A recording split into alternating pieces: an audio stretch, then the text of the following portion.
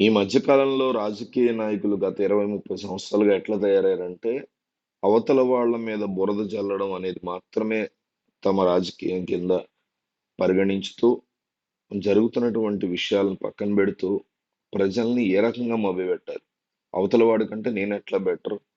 నాకంటే రేపు నా పార్టీ నుంచి రాబోతున్న నెక్స్ట్ నాయకుడు ఎంత బెటరు? ఇలాంటివి చూపించుకోవడం మీద మాత్రమే వీళ్ళు దృష్టి పెడుతున్నారు తప్ప, ప్రజల విషయంలో 100% అనేది రాజకీయ నాయకులు ఇవ్వలేకపోతున్నారు. అలా ఇవ్వలేకపోవడానికి అధికారం మాత్రమే మాకు మాత్రమే ఉండాలి అధికారం అనే ఒక అహంకారపూరిత ధోరణి ముఖ్య కారణంగా చెప్పుకోవాలి. అన్నమయ్య ప్రాజెక్టుతో సర్వం కోల్పోయిన వరద బాధితుల్ని కూటమి ప్రభుత్వం అన్ని విధాలుగా ఆదుకుంటుందని జనసేన అధినేత ముఖ్యమంత్రి పవన్ కళ్యాణ్, ఉప ముఖ్యమంత్రి పవన్ కళ్యాణ్ బాధితులకు హామీ ఇచ్చారు. రీసెంట్ గా రైల్వే కోడ్ పర్యటన ముగించుకుని రాజంపేట మండలంలోని తొలుపుతూరు గ్రామానికి చేరుకున్న ఉప ముఖ్యమంత్రి పవన్ కళ్యాణ్ అక్కడ ఏర్పాటు చేసిన గ్రామ సభలో పాల్గొన్నారు.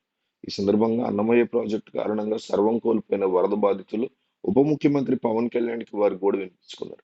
ఈ సందర్భంగా అన్నమయ్య ప్రాజెక్టుకి వరద బాధితులతో మాట్లాడిన ఆంధ్రప్రదేశ్ ఉప ముఖ్యమంత్రి పవన్ కళ్యాణ్, గత ప్రభుత్వంలో మీకు అన్యాయం జరిగిన మా ప్రభుత్వంలో మీకు న్యాయం చేస్తామని బాధితులుగా హామీ ఇచ్చారు. 3 ఏళ్ల కిందట అన్నమయ్య డ్యాం తెగిపోయి తీవ్ర స్థాయిలో ప్రాణ, ఆస్తి నష్టం జరిగింది.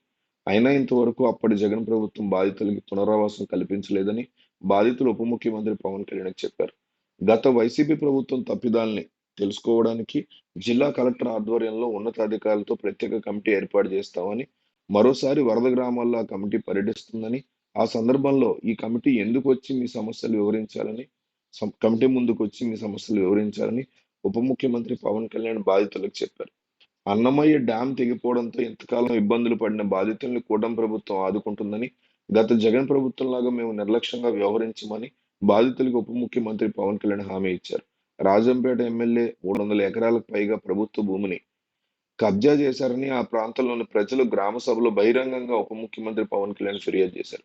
మీ ఎమ్మెల్యేతో పాటు ఆంధ్రప్రదేశ్లో వైసీపీ నాయకులు కబ్జా చేసిన ప్రభుత్వ భూముల వివరాలు బయటకు లాగుతామని, తప్పు చేసిన వారు ఎవరిని వదిలిపెట్టే ప్రసక్తే లేదని, ప్రభుత్వ భూములు కబ్జా చేసిన వారి మీద చట్టపరంగా కఠిన చర్యలు తీసుకుంటామని పవన్ కళ్యాణ్ ఇదే గ్రామ సభలో ప్రాంత ప్రజలకు హామీ ఇచ్చారు.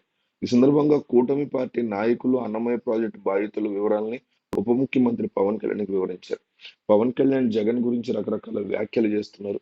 దానికి వైసీపీ తరఫున ఏదన్నా కౌంటర్ ఉందని మీకు అనిపిస్తే కింద రాయండి.